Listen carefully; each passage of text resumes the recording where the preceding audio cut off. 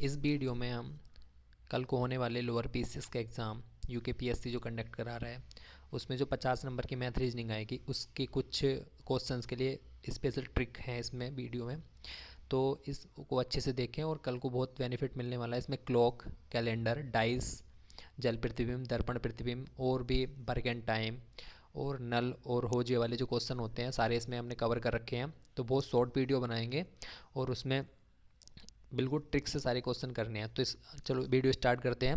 Minute वाली सुई जो है वो 1 मिनट में कितने डिग्री का कोण बनाती है? 6 डिग्री का कोण बनाती है। मिनट वाली जो सुई होती है, हमें पता है कि घड़ी में 3 सुई होती है, तो मिनट वाली जो सुई बनाएगी वो 6 डिग्री का कोण बनाएगी और घंटे वाली सुई जो बनाती है वो आधा डिग्री का कोण बनाती है। अब किस तरीके से बनाती है ये भी हम देखते हैं। जो मिनट वाली सुई होती है वो 1 घंटे में 360 चल जाती है। 1 घंटे में कितना चल जाती है? 360। 1 घंटे में कितनी मिनट होती हैं? 60 मिनट। तो 60 से हमने 360 को डिवाइड किया तो 6 मिनट। तो 1 मिनट में कितने डिग्री का कोण बना रही है? 6 डिग्री। लेकिन जो घंटे वाली सुई होती है वो ओनली अगर 1 घंटा होता है, तो मान लो अगर 12 बजे से 1 बजे तक आ रही है, 12 बजे से 1 बजे तक आई, तो 12 से 1, 12 खानों में डिवाइडेड है क्लॉक, तो 360 बटे 12, 12 से इसको भाग करा तो 30 डिग्री, मतलब 12 से 1 के बीच में कितने डिग्री का कोण है? 30 डिग्री का कोण है। तो 30 डिग्री बनाती है, 30 डिग्री कोण बनाती है। और 1 घंटे में मिनट कितनी होती है? 60। 60 से हमने भाग करा 30 को, तो 60 से 30 को भाग करा तो आधा डिग्री का कोण। तो घंटे वाली सुई जो होती है वो 1 मिनट में कितना कोण बनाती है? आधा डिग्री का कोण। और घंटे और सुई की जो घंटे और मिनट की जो सुई होती हैं आपस में 3 चीज़ों में आपस में मिलती हैं। एक तो समकोण पे मिलती है, 180 डिग्री का कोण बनाती है, और एक बार ओवरलैप करती है जिसमें 0 डिग्री का कोण बनता है। तो डायरेक्टली इससे क्वेश्चन पूछा जाता है कि जो घंटे और मिनट की सुई हैं वो 1 घंटे में कितनी बार समकोण बनाती है, या 12 घंटों में कितनी बार समकोण बनाती है, या 24 घंटों में। मतलब इस सारणी से कुछ भी पूछ सकता है। तो ये सारणी हमें याद रखनी है कि 0 डिग्री कोण एक बार, 90 डिग्री 2 बार और 180 डिग्री एक बार बनता है 1 घंटे में। लेकिन 12 घंटों में यह 11 बार, 90 डिग्री 22 बार और 180 डिग्री 11 बार बनता है। तो ये हमें सारणी याद रखनी है। उसके बाद घंटे और मिनट की जो सुई होती है उनके बीच कोण निकालने के लिए पूछा जाता है। तो उस कोण को हम कैसे निकालते हैं? एक फॉर्मूला है हमारे पास, ये थीटा इक्वल 11/2 इंटू मिनट, जितना हमें मिनट दे रखी हो। अगर कोई समय दे रखा होगा तो उसमें मिनट दे रखी हुई, जैसे 2:30 है तो मिनट की जगह आ जाएगा 30, और 30 इंटू हावर, हावर कितना है? 2, तो 2 आ जाएगा हावर की जगह। तो इससे हम डायरेक्टली उसके बीच में एंगल निकाल सकते हैं। तो क्वेश्चन करते हैं, इसके 3-4 क्वेश्चन है। क्वेश्चन 30 मिनट में घड़ी घड़ी के घंटे वाली सुई जो है वो कितने अंश का कोण घूम जाती है? तो हमें पता है कि 1 मिनट में कितना घूमती है घंटे की सुई? आधा डिग्री कोण। तो 30 मिनट में कितना घूमेगी? जब 1 मिनट में आधा घूम रही है तो 30 मिनट में कितना घूमेगी? 15। आंसर कितना हो गया? 15 डिग्री। उसके बाद अगला क्वेश्चन है, 2:16 पर कितने डिग्री का कोण बनेगा? किसके बीच में? घंटे की सुई और मिनट की सुई के बीच में। हमें फॉर्मूले में डायरेक्ट रख देना है। फॉर्मूले में रख देना है 11/2 इंटू मिनट की जगह 16 हो गया, 30 इंटू हावर, हावर की जगह 2 हो गया। तो 2 से 16 को डिवाइड किया 8 बार, 11×8 88 आ गया, और 30×2 60, 88 में 60 गया 28 डिग्री। तो ये डायरेक्ट आंसर आ गया। 2:16 पर कितने डिग्री का कोण बनेगा? 28 डिग्री का। उसके बाद अगला क्वेश्चन लेते हैं हम कि घड़ी की सुइयों के मध्य 12:30 पर क्या कोण बनेगा? ये भी रेंजर के एग्जाम में आ रखा था। तो इसमें 2 कंडीशन है, जैसे कि एक तो इंटरनल और एक्सटर्नल वाली आ गई। तो अगर हम 12 को 0 मानते हैं, जैसे 0 फिर 1 2 3 4 इस तरीके से, तो हमने यहाँ पे हावर को कितना माना? 0। तो 2 से सब 30 बार काटा, 30 को काटा हमने 15 बार, 15 की मल्टीप्लाई 11 में करी 165 आंसर। ये जो हो जाएगा 0 पार्ट, तो 165 हो गया। लेकिन एक्सटर्नल कोण जो है, अगर हम यहाँ पे हावर की जगह 12 ही माने तो कितना होगा? 12×3 = 36, 36 360, 360 में से 165 गया 195, ये एक्सटर्नल कोण हो गया। मतलब ये घड़ी की सुई है, ये घंटे की सुई है, मिनट की। एक तो ये वाला कोण बनेगा इंटरनल और एक एक्सटर्नल वाला कोण बनेगा, 2 कोण बनेंगे, तो इसलिए दोनों आ गए इसमें आंसर। तो अब देखते हैं, वैसे इंटरनल कोण ज़्यादातर सही होता है, यूकेपीएससी के आंसर देता है। एक दिन 24 घंटे में घंटे की सुई और मिनट की सुई कितनी बार समकोण बनाती है? तो ये हमने अभी टेबल में देख रखा था। एक घंटे में 1 बार, और 12 घंटे में 11 बार, और 24 घंटे में कितनी बार बनाती है? मतलब सॉरी, 12 घंटे में 22 बार और 24 घंटे में बनाती है 44 बार। अगला क्वेश्चन, ये भी यूके ट्रिपल एस सी मार रखा है। 3:30 बजे 3:30 पर कितने डिग्री का कोण सुइयों के बीच में बनेगा। तो ये डायरेक्ट फॉर्मूला है, थीटा इक्वल 11/2 इंटू 30 मिनट की जगह हो गया, और 30 इंटू हावर की जगह 3 आ गया, हावर मिनट। तो उसके बाद 2 से हमने 15 को डिवाइड किया, 15 की गुणा 11 में करी हमने 165, और 30 से 90, डायरेक्ट आंसर आ गया इसका 75। अब हम बात करते हैं क्लॉक है। क्लॉक का कोई सा भी क्वेश्चन इसी फॉर्मूले से आराम से हो जाएगा, उस टेबल को जरूर याद कर लेना, वो पूछ लिया जाता है कभी कभी क्वेश्चन। अब बात करते हैं हम कैलेंडर की। कैलेंडर में आपको कोई भी ट्रिक याद नहीं रखनी है, खाली 2-3 चीज़ बेसिक कॉन्सेप्ट की हैं। आपने जितनी भी वीडियो अभी तक देखी होंगी उसमें हर एक में कुछ ना कुछ ट्रिक बताई जाती है, लेकिन इसमें कोई ट्रिक नहीं है, खाली आपको बेसिक कॉन्सेप्ट क्लियर करना है।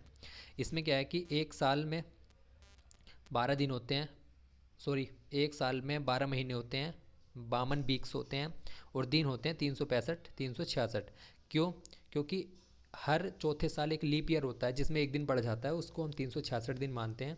बस इसी कॉन्सेप्ट को हमें क्लियर करना है कि जो सिंपल ईयर होता है, अब हम लीप ईयर पता कैसे करेंगे। जैसे हम 4 से डिवाइड करेंगे ना उसको, तो अगर वो पूरा पूरा कट जाता है वो लीप ईयर है, अगर नहीं कटता तो वो सिंपल ईयर है। मान लो 2000 है, 2020 है, 2020 को हमने कैसे किया, 4 से डिवाइड किया तो वो पूरा पूरा कट गया, इसका मतलब वो लीप ईयर था। 2019 है, वो 4 से नहीं कट रहा तो वो लीप ईयर नहीं है, वो सिंपल ईयर है। तो बस हमें ये ध्यान रखना है कि सिंपल ईयर में एक ओड डे होता है और लीप ईयर में 2 ओड डे होते हैं, क्योंकि 365 दिन को जब हम 7 से डिवाइड करेंगे तो एक शेषफल बचेगा, वो सिंपल ईयर है तो एक ओड डे आ गया। 366 को करेंगे तो 2 आएगा, तो लीप ईयर में कितने हो गए, 2 ओड डे हो गए। तो ऐसे ही अगर शताब्दी की बात करी जाए तो शताब्दी को अगर हम 400 से डिवाइड करें, अगर वो 400 से डिवाइड करी तो वो शताब्दी जो होती है उसमें 0 ओड डे होगा। अगर शेषफल हमने जैसे 2000 है, 2000 को हमने किस चीज़ से डिवाइड किया, 400 से, 400 पंजे 2000, तो पूरा पूरा कट रहा है तो इसमें कितना होगा, 0 ओड डे होगा।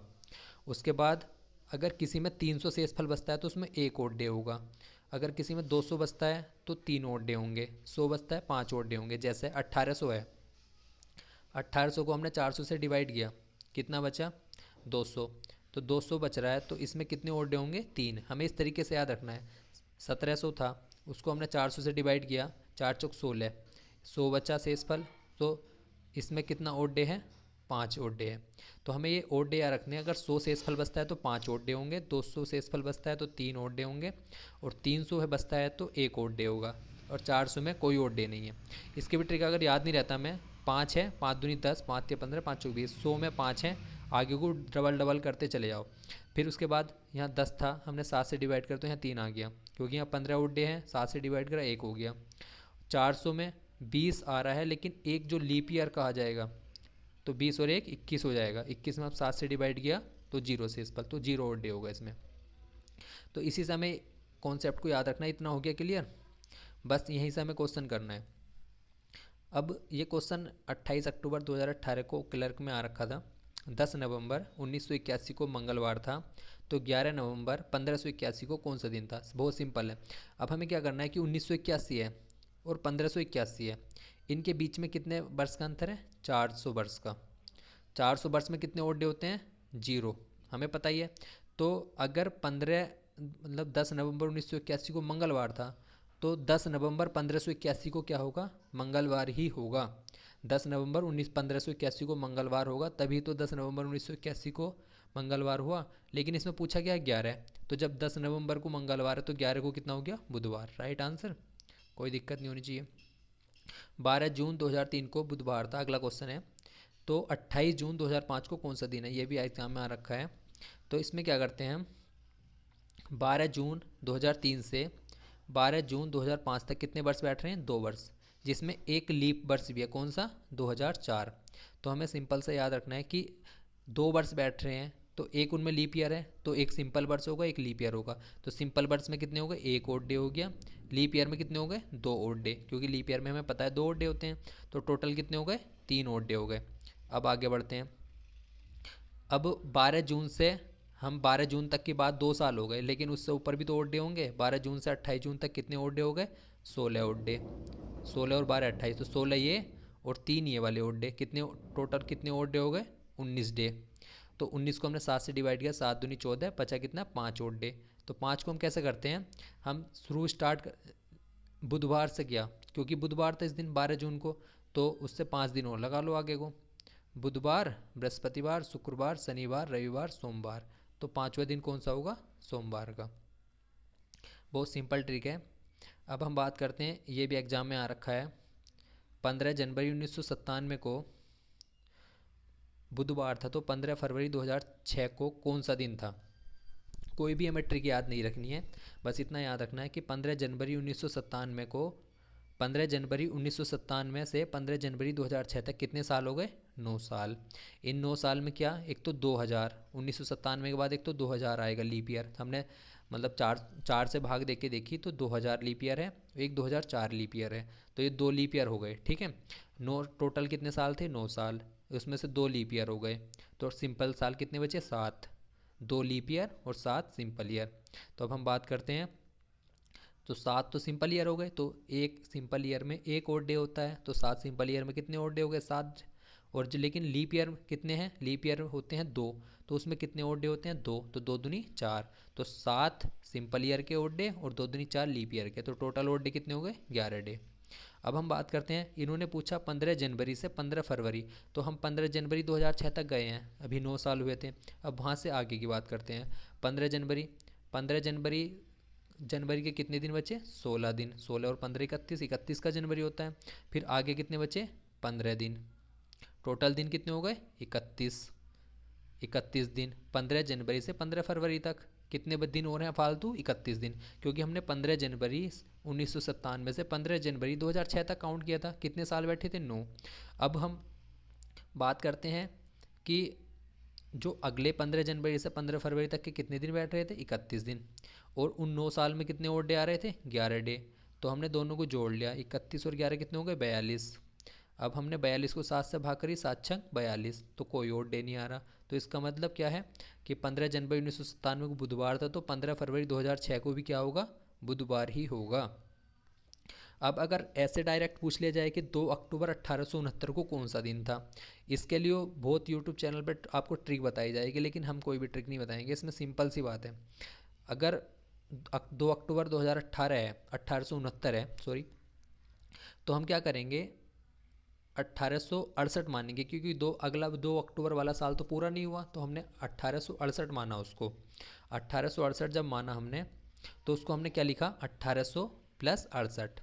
1800 को कैसे तोड़ सकते हैं हम, 1600 प्लस 200 और प्लस 68, इसमें हमने उसको तोड़ लिया।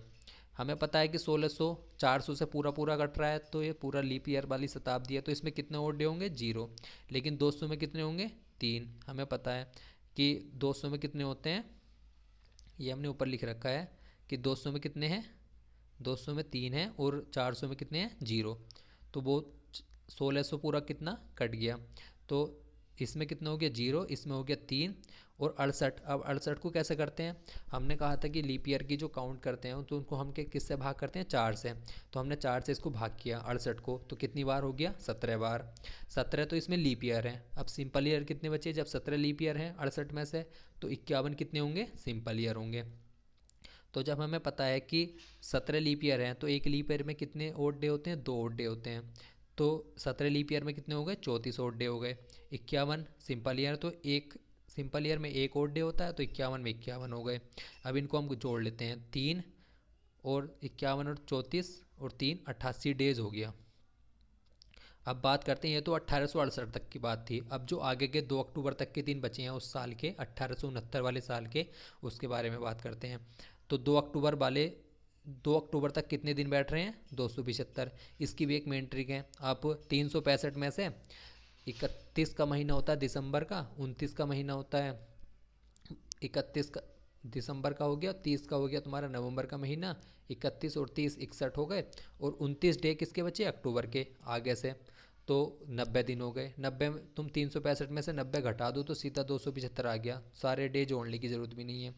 उसके बाद 88 और डे ये वाले थे, और 275 और डे के ये वाले हो गए। इन दोनों को हमने क्या किया, जोड़ लिया, 275 और 88 को हमने जोड़ लिया, कितना बैठा, 363। अब 363 से हमने इसको भाग दिया, 7 पंजे 35, एक बचा 13, 7 का ना 7, तो 6 शेष बच रहा है, 6 और डे बच रहे हैं, 6 और डे वो बच रहे हैं, तो हम इसको किस चीज़ से काउंट करते हैं? सोमवार से। सोमवार, मंगल, बुध, बृहस्पति, शुक्र, शनिवार। तो शनिवार का दिन था छठा और डे, तो इसका मतलब 2 अक्टूबर 1869 को कौन सा दिन था? शनिवार था। ये आप नेट पे चेक कर सकते हैं, बिल्कुल एक्यूरेट ट्रिक है ये वाली, इससे आप कोई सा भी क्वेश्चन कर सकते हो। उसके बाद हम डाइस की बात करते हैं। पासा। पासा, मानक पासा क्या होता है? जिसमें विपरीत सतह का योग 7 के बराबर होता है। किसी भी दो निकट सतह का योग 7 नहीं होता। इसमें क्या किसी दो निकट सतह का योग 7 है? नहीं है ना, तो इसलिए मानक पासा हो गया। उसके बाद हम बात करते हैं सामान्य पासा। सामान्य पासा में क्या होता है कि 5 और 2 7, दो निकट सतह का योग कितना हो गया? 7, 6 और 1 7, तो ये 7 हो गया, तो उसको बोलते हैं हम सामान्य पासा। अब खुला पासा क्या होता है? इस तरीके के क्वेश्चन आते हैं। तो खुले पासे में क्या होता है कि एक स्थान छोड़ के तीसरा वाला स्थान जो है, खुले पासे में क्या होता है कि एक अंक छोड़ के जो विपरीत होता है वो तीसरा स्थान होता है। जैसे 1 के विपरीत इसमें हो गया तीसरा, 2 के विपरीत हो गया 4 और 5 के विपरीत 6 हो गया। ये 4 तरीके से हो सकते हैं। इसके बाद हम अगली कंडीशन की बात करें। 1 के विपरीत हो गया 3, 2 के विपरीत हो गया 6 और 4 के विपरीत हो गया 6। मतलब इस तरीके का अगर आपको पासा दिया हो तो ये पूछ लिया जाए कि 1 के विपरीत क्या होगा, तो एक अंक छोड़ दिया जाता है उसमें। इस वाले में 1 के विपरीत 3, 5 के विपरीत 4 और 4 के विपरीत 6, सॉरी 5 के विपरीत 4 और 2 के विपरीत 6। ये तीसरी चौथी कंडीशन है इसमें 1 के विपरीत 3, 2 के विपरीत 4 और 5 के विपरीत 6। तो निकट वाले कभी विपरीत नहीं होते, एक स्थान छोड़कर विपरीत होंगे। ये हमने बताया अभी आपको कि एक स्थान छोड़ के ही हमेशा विपरीत होंगे, तो ये खुला पासा होता है। अब थोड़े से क्वेश्चन सॉल्व कर लेते हैं। दो पासे में एक कॉमन नंबर है तो उसको क्लॉक वाइज में चलते हैं हम। जैसे इस वाले में हमें 2 कॉमन नंबर दिख रहा है, तो अगर इसमें 2 4 1, 2 4 1 इस क्लॉक वाइज डायरेक्शन में हम इसे लिख लेते हैं। इसको 2 5 3 के क्लॉक वाइज डायरेक्शन में लिख लिया, तो 4 के विपरीत 5 होगा और 1 के विपरीत 3, और जो लास्ट संख्या बची है 6, तो वो किसके विपरीत होगी? 2 के। अब अगली, अगर दो संख्या कॉमन हो पासों में, जैसे 2 और 3 इसमें कॉमन है, इसमें 2 और 3 कॉमन है, तो दोनों दोनों कॉमन है, तो 1 के विपरीत 4 हो जाएगा। सिंपल सी बात है, ये पासे की ट्रिक है। अब इसमें एक क्वेश्चन कर लेते हैं हम कि 2 के विपरीत क्या होगा। 2 के विपरीत क्या होगा, तो इसमें हमें पता है कि कोई भी दो चीज़ कॉमन नहीं है, तो 3, लेकिन एक चीज़ कॉमन है 3 3, तो 3 से हम क्लॉक वाइज डायरेक्शन में 3 1 5, एक क्लॉक वाइज डायरेक्शन हो गई। इसके 3 और 4 2 क्लॉक वाइज, तो 2 के विपरीत पूछा है तो 5, 2 के विपरीत क्या हो गया? 5। सिंपल सा क्वेश्चन था। अब इसमें पूछा 3 के विपरीत क्या होगा। इसमें हमें पता है कि दो दो चीज़ कॉमन है, इसमें 2 और 3, ए और बी पासे को ले लेते हैं, तो इसमें क्या है? 3 और 1 कॉमन है, इसमें भी ये 3 और 1 है, इसमें भी 3 और 1 है, तो सिंपल सी बात है 2 के विपरीत क्या हो गया? 5 हो गया। इन दोनों से हमें एक कंक्लूजन मिला कि 2 के विपरीत क्या हो गया? 5, क्योंकि 3 और 1 तो दोनों में कॉमन है, तो 2 के विपरीत क्या हो गया? 5। अब हम ए और सी पासे को ले लेते हैं, तो इसमें 2 और 3, इसमें 2 और 3, तो 1 के विपरीत क्या हो गया? 4, तो 1 के विपरीत क्या हो गया? 4 हो गया। 2 के विपरीत 5 हो गया। पूछा हमसे क्या है? 3 के विपरीत, तो 5 से में पता है हमें 6 संख्या होती है, तो जब 2 के विपरीत 5 है, 1 के विपरीत 4 है, तो 3 के विपरीत 6 हो गया। सिंपल सा है। अब अगले मिरर इमेज की बात कर लेते हैं। मिरर इमेज सिंपल सी बात है, जो ये लेटर दे रखे हैं अगर ये मिरर इमेज में जाए तो इस तरीके से बनते हैं। कुछ लेटर ऐसे होते हैं जो मिरर इमेज में बिल्कुल सेम दिखते हैं, क्योंकि मिरर इमेज में क्या होता है, लेफ्ट से राइट की तरफ मुड़ जाता है और राइट से लेफ्ट की तरफ मुड़ जाता है, लेकिन ऊपर से नीचे नहीं मुड़ता। तो इसका मतलब कुछ लेटर जो है सेम बनेंगे, जैसे H I M O T U B W X, ये जो है लेटर सेम बनते हैं मिरर इमेज में। अब हम क्लॉक के लिए दर्पण प्रतिबिंब बात कर लें। अगर हमें दे रखा हो कि किसी क्लॉक का टाइम दर्पण में क्या दिखाई देगा, मान लो कि 2:35 हो रही हैं, तो इसका दर्पण में टाइम कितना हो गया, तो हम सिंपल सा 12 में से घटा देते हैं। अब 12 में से कैसे घटाएं? 12 को हम 11 घंटे 60 मिनट भी तो ले सकते हैं, मतलब जो मिनट है 1 घंटे में 60 होती है, तो हमने 60 मिनट इधर को उधार ले ली, तो 2:35 इसमें से घटा देते हैं। 60 में से 35 मिनट कितना गया? 25 मिनट। 11 में से 2 गए 9 मिनट, तो 2:35 का समय है वो दर्पण में कितना दिखेगा? 9:35। सिंपल सा क्वेश्चन है। अगर 1 बजे से 11 के बीच का समय है, अगर 1 बजे से 11 के बीच का समय है, तो 11:60 मिनट 11:60 में से घटाना है। अगर समय क्या है 11 बजे से 1 बजे तक के बीच का, तो हमें 23:60 में से घटाना है, क्योंकि उसमें 12 आ जाता है ना, तो वो 11:60 में से घटेगा नहीं, इसलिए हमें 23:60 में से घटाना है, तो वो दर्पण में दिखाई देगा। ये बहुत अच्छी ट्रिक है, इससे क्वेश्चन एसीएफ में पूछा गया है। अब हम जल प्रतिबिंब की बात कर लेते हैं। दर्पण प्रतिबिंब में लेफ्ट से राइट में जा रहा था, लेकिन जल में उल्टा हो जाता है, नीचे की साइड, मतलब ऊपर से नीचे की ओर चेंज हो जाते हैं। जैसे कि एल जो है वो उल्टा हमने इस तरीके से पलट दिया, आई भी पलट दिया, के भी पलट दिया और ई भी पलट दिया। और ये वाला क्वेश्चन जो है अभी वीडियो के एग्ज़ाम में आ रखा था, टी और आर और ए और बाई इस तरीके से पलट दिया। अब ये वाला क्वेश्चन एसीएफ में आ रखा है 2019 में। घड़ी का समय शीशे में 5:10 दर्शाता है, तो सही समय क्या होगा? 5:10 दर्शाता है, हमें पता है कि दर्पण में जब कोई समय है तो उसमें हम किस चीज़ से घटा देते हैं? 12 से। हमने एक ट्रिक और बताई थी इसमें कि अगर समय 1 बजे से 11 के बीच का है तो हमें घटाना है 11:60 से। अगर 11 से 1 के बीच का समय है तो वो घटाना है 23:60 से। तो ये 5:10 क्या है? ये 1 बजे से 11 बजे के बीच का समय है, तो हम 11:60 से घटा देंगे। 11:60 से घटा दिया तो 5 और 10, ये समय हमने इसमें से घटा दिया। 60 में से 10 गया 50 और 11 में से 5 गया 6। तो 5:10 जो दर्पण में हमें दिखाई दे रहा था वो क्या दिखाई दे रहा था? सही टाइम क्या था उस टाइम? 6:50। तो ये क्वेश्चन कल के एग्जाम में बहुत ही बेनिफिट मिलेगा आपको, बहुत क्वेश्चन इससे पूछे जाएंगे। अब एक किसी कार्य को 10 दिन में करता है, ये क्वेश्चन भी एसीएफ के एग्जाम में बहुत 3-4 पूछे गए थे, और रेंजर के एग्जाम में भी 2-3 क्वेश्चन इससे पूछे गए हैं। ये वर्क एंड टाइम वाला और नल और होजिया वाला, नल और टंकी वाला क्वेश्चन, ये दोनों एक ही ट्रिक पे हम बेस्ड हैं, उसी ट्रिक को हम बता रहे हैं। एक किसी कार्य को 10 दिन में करता है, क्वेश्चन में दिया है ए किसी कार्य को 10 दिन में करता है, बी उसी कार्य को 15 दिन में करता है और सी उसी कार्य को 12 दिन में करता है। तो इन्होंने क्या कहा है कि 4 दिन तो ए और बी 7 कार्य करते हैं, फिर उसके बाद शेष कार्य जो बच जाता है वो सी कितने दिनों में करेगा। तो सिंपल सी बात है, हम क्या करते हैं शुरू में, ए 10 हो गया, बी 15 दिन और सी 12 दिन। सबसे पहले हम क्या करते हैं, इनका लैस से निकाल लेते हैं। जो लैस से आता है वही टोटल वर्क होता है, उसी टोटल वर्क को मानते हैं हम 60। तो कुल कार्य कितना हो गया? 60 यूनिट। 60 यूनिट। तो ए एक दिन में कितना कार्य करता है? 6 यूनिट। बी कितना करता है? 4 यूनिट। तो टोटल ए और बी एक दिन में कितना करेंगे? 10 यूनिट। ठीक है, सिंपल सी बात है। तो ए और बी ने कितने दिन तक कार्य करा? 4 दिन तक। तो एक दिन में कितना कार्य करते? 10 यूनिट। तो 4 दिन में ये कितना करेंगे? 40 यूनिट। तो मतलब ए और बी ने 4 दिन में 40 यूनिट कार्य खत्म कर दिया। तो टोटल कार्य कितना था? 60 यूनिट। बचा कितना? 60 में से 40 घटाया 20 यूनिट। ए और बी ने 40 यूनिट खत्म कर दिया, तो आगे के लिए 20 यूनिट कार्य बचा। अब वो सी को अकेले करना है। अब हमें पता है कि सी एक दिन में कितना कार्य कर रहा है? 5 यूनिट।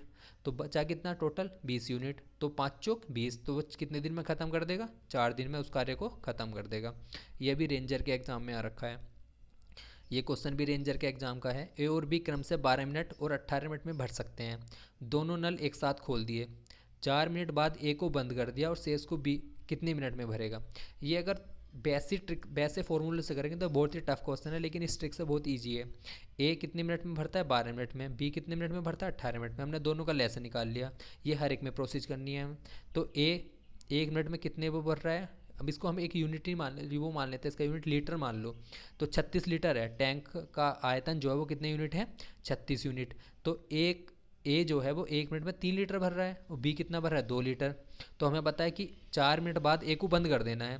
तो जब 1 मिनट में 3 लीटर भर रहा है तो 4 मिनट में कितना भर देगा वो? 12 लीटर। लेकिन बी भी तो भरेगा 4 मिनट में, तो बी कितना भर देगा? 2 चौक 8 लीटर। तो दोनों भर के 4 मिनट में कितना भर देंगे? 20 लीटर। टोटल कितना है? 36 लीटर। तो 20 लीटर इन्होंने दोनों ने मिलकर 4 मिनट में भर दिया, क्योंकि 3 यो भर रहा है एक मिनट में, 2 यो भर रहा है, तो 3 और 2 5, 1 मिनट में भर रहे हैं। 4 मिनट में कितना भर दिया इन्होंने? 20 लीटर। और टोटल कितना था? 36। तो 36 में से 20 गया, 16 लीटर और भरना है उसको। अब ए तो इन्होंने बंद कर दिया, अब शेष भरना है बी को। भरना कितना है? 16 लीटर। लेकिन बी भर कितना रहा है 1 मिनट में? 2 लीटर। जब 1 मिनट में 2 लीटर भर रहा है तो 16 लीटर कितने मिनट में भर देगा? 16/2, 8 लीटर। सिंपल सा क्वेश्चन है, ये 8 आ गया इसका आंसर। अगला क्वेश्चन, इस इस बेस्ड पे भी बहुत सारे क्वेश्चन आते हैं। NPR NCR वाले क्वेश्चन है, क्रमचय संचय वाले, लेकिन हम इसको एक जनरल फॉर्मूले से करते हैं। अगर एक फुटबॉल की 10 टीम है, रेंजर में आ रखा है, प्रत्येक को हर टीम से मैच खेलना है, तो क्या करना है? सिंपल सा फॉर्मूला है, n(n-1/2). n क्या है? 10 है, n-1 10 में से एक घटा दो, 9 आ गया, तो 2 पंजे 10, 5 9 45। ठीक है। अब इस तरीके से भी क्वेश्चन आते हैं, ये ए शेप में रखा है कि 10 व्यक्ति प्रत्येक से हैंडशेक करता है तो कितने हाथ मिलाए जाएंगे। तो उसके बाद क्या करते हैं, इसमें भी वही फॉर्मूला यूज कर लो, 10 10 में से गया 9, 2 पंजे 10, 5 9 45, तो 45 हैंडशेक होंगे। मतलब ये किसी भी तरीके से पूछा जा सकता है। अगर 20 हो तो क्या करेंगे, तो n की जगह 20 रख दो, 20 में से 1 करा 19, 2 दही 10, 2 दही 20 हो गया 10, 19 दही 190 आंसर हो गया। ये मत कर देना कि यहाँ 10 व्यक्ति है, 10 दूनी 20 कर दो, यहाँ 45 दूनी 90 आंसर, ऐसा नहीं होगा, 190 आंसर आएगा। अगर 100 व्यक्ति हो, समझाने के लिए हमने एक और एग्जाम्पल ले रखा, 100 व्यक्ति हो तो 100 ये हो गया, और 100 में से गया 99, तो 2 से 100 को हमने डिवाइड किया 50 बार, 5 की इसमें मल्टीप्लाई करी, 5 9 45 का 5 हंसी लगा 1, सॉरी 4, और 5 9 45 4 49, तो 49 और 50 आंसर आ गया, 4950 बार। ठीक है। अब कुछ थोड़े से और भी हैं, कुछ पूछे जा सकते हैं कि x और y दो संख्याएं हैं, ठीक है, 4 और 2, अगर उसका प्रथम समानुपाती पूछ लिया तो x²/y, और सेकंड पूछ लिया √x/y, थर्ड पूछ लिया जाए y²/x, ये इस फॉर्मूले में रख सकते हैं, तो ये समानुपाती निकल जाते हैं। यो रेंजर के एग्जाम में आ रखा है कि भिन्न दे रखी थी, उन्होंने भिन्नों का लैसे पूछ रखा था। अगर लैसे पूछा जाए तो ऊपर वाले अंश का लैसे निकलता है, अगर मैं से पूछा जाए तो अंश का मैं से निकलता है, मतलब ऊपर वाली जो पूछा जाए वो ऊपर वाले अंश का ही निकलता है। अब हम एक क्वेश्चन कर लेते हैं इस पर बेस्ड जो है, ये रेंजर में पूछा गया है कि इस वाले क्वेश्चन का लैसे निकालना है, तो ऊपर वाले अंश का क्या निकाल देना हमें? लैसे निकाल देना है। 14 42 21 का लैसा कितना होता है? अब लैसा हमने यहाँ पे निकाल लिया, 7 दूनी 14, 7 6 42 और 7 21, फिर 3 2 ऐसे छोड़ दिया, 3 दूनी 6, 3 ही करना 3, 2 ही कन 2, 2 ही कन 2, ठीक है, तो 7 या 21 दूनी 42, तो ये तो आ गया लैस है। अब मैं से कैसे निकालते हैं हम? 33 55 22 का इसके गुणनखंड कर लिए, 11 3 11 5 11 2, तो कॉमन क्या चीज़ है इसमें? 11, तो 11 क्या हो गया? मैस है, तो 42/11 आंसर हो गया। अगर मैं से पूछा जाता तो ऊपर वाले अंश का मैं से निकालते और हर वाले का क्या निकालते? लैसे निकालते। तो ये फॉर्मूला हो गया। अगर ये पूछा जाए कि ये समीकरण दे रखी है हमें, दो समीकरण हैं, a1x + b1/c1 और a2x + b2y = c2। अगर a1/a2 does not equal to b1 b2 के, तो केवल एक हल होगा। तीनों इक्वल हैं तो अधिकतर हल होंगे। अगर b1 b2 c1 c2 के इक्वल नहीं है और ये दोनों इक्वल हैं तो कोई हल नहीं होगा। ये एग्जाम्पल है इसका, आप देख सकते हो। अगर किसी समीकरण का हमें मूल निकालने हो, मतलब गुणनखंड निकालने हो, तो ये फॉर्मूला यूज करते हैं। ये समीकरण है -b + -√b² - 4ac/2a। इसमें भी एक कंडीशन है, अगर b² - 4ac is greater than है 0 से, तो मूल वास्तविक होंगे और असमान होंगे। b² - 4ac है बराबर 0 के, तो मूल वास्तविक होंगे और समान भी होंगे। b² - 4ac लेस देन है 0 से, तो मूल काल्पनिक होंगे। अगर तो हमें मूल दे रखे हैं तो उससे अगर समीकरण बनाएं तो इस वाले फॉर्मूले से बनाएंगे हम, x² - α + β x + α × β, ये वाला फॉर्मूला हो गया। अगर दो मूल दे रखे हैं, उनके दो प्रॉपर्टी हैं, ये α + β = -b/1 होता है, और गुण क्या होते हैं? दूसरा गुण जो होती है प्रॉपर्टी α × b/c/1 हो गया। ठीक है। एक ये क्वेश्चन फिर से रेंजर में आ रखा था, बहुलक माध्य और माध्यक में संबंध। ये फॉर्मूला बहुत ही इंपॉर्टेंट है, कल के पेपर में भी आ सकता है। 3 माध्यक बराबर बहुलक + 2 माध्य, ये रेंजर के एग्जाम में पूछा हुआ था। बहुलक 28 दे रखा, माध्य का 30, तो इसे माध्य का मान संभव क्या मान होगा? माध्यिका को हम माध्यक भी कहते हैं, ये कंफ्यूज नहीं होना। तो 3 माध्यक माध्य का कितना दे रखी? 30, तो 3 × 30 इक्वल बहुलक 28 दे रखा है, +2 माध्य निकालना है हमें। तो 30 × 90, 28 जो इधर प्लस का इधर माइनस में चला गया, 90 में से 28 कितना बचा? 62। जो दो माध्य, दो इधर मल्टीप्लाई इधर डिवाइड में चला गया, तो 2 से डिवाइड करा 31, माध्य का आंसर हो गया 31। ये हो गया सिंपल। अब एक चीज़ और है इम्पोर्टेंट कि अगर कोई बहुभुज है, उसकी हमें भुजा दे रखी हो और उसके आंतरिक कोणों का योग पूछा गया हो, तो अगर n भुजा दे रखी है तो हम इसका आंतरिक कोणों का योग कैसे निकालते हैं? 180 n-2, ये फॉर्मूला है। अगर प्रत्येक कोण निकालना हो तो सिंपल सी बात है, जितनी भुजाएं उस भुजाओं से भाग कर दो योग को, तो प्रत्येक कोण आ जाएगा। बाह्य कोण निकालना हो तो 360/n। विकर्णों की संख्या निकालनी हो तो n ब्रैकेट n-3/2, मतलब यहाँ n की वैल्यू पुट करनी है हमें, सिंपल सी बात है। क्षेत्रफल के लिए ये वाला फॉर्मूला हो गया। एक एग्जाम्पल ले लेते हैं, चतुर्भुज की आंतरिक कोण होगा, यो कितना होगा 180, n-2, n कितना 4 हमारे पास, 4 में से 2 गए 2, 360। आंतरिक कोणों को कितना 360 हमें पता ही है, चतुर्भुज जो होता है उसके आंतरिक कोणों को 360 होता है। अगर ऐसी पंचभुज छठभुज पूछ रहा है तो उनका हमें पता नहीं, वो हम इस फॉर्मूले से निकाल सकते हैं। प्रत्येक कोण के लिए 4 भुजा थी, इसमें 360 को हमने 4 से डिवाइड कर दिया, प्रत्येक कोण 90 आ गया। तो इन फॉर्मूले का बहुत यूज है कल के एग्ज़ाम में। बाकी ये थोड़ी सी ट्रिक है, इस PDF को हम टेलीग्राम में दे देंगे। बाकी एक ये फॉर्मूला हो रहा है कि अगर दो संख्याएं ए बी और दे रखी हों तो उन दोनों का गुणनफल जो होता है उनके लैसे और मैसे के बराबर होता है।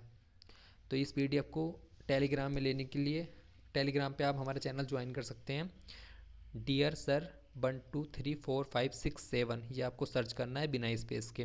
टेलीग्राम में इस PDF को ले सकते हैं, ये कल के एग्ज़ाम के लिए बहुत ही इंपॉर्टेंट है। इसमें बहुत ही ये प्रोबेबिलिटी के क्वेश्चन है, प्रायिकता के, इसमें से क्वेश्चन आ रखा है रेंजर में भी। और ये कुछ लॉगरिथम वाले हैं, इनके कुछ फॉर्मूले हैं, बहुत इंपॉर्टेंट PDF है। क्रमचय संचय के हो गए, NCR NPR हो गया, ये ट्रिग्नोमेट्री के कुछ फॉर्मूले हैं, ये ज्यामिति के हो गए, ज्योमेट्री की कुछ चीज़ें, डेफिनेशन, ये क्षेत्रफल हो गया, कुछ क्षेत्रफल के कुछ फॉर्मूले। ये कल के एग्ज़ाम के लिए लोअर PCS का जो प्री है उसके लिए बहुत ही इंपॉर्टेंट है। तो आप इसको PDF को बिल्कुल फ्री है टेलीग्राम से ले सकते हैं। धन्यवाद।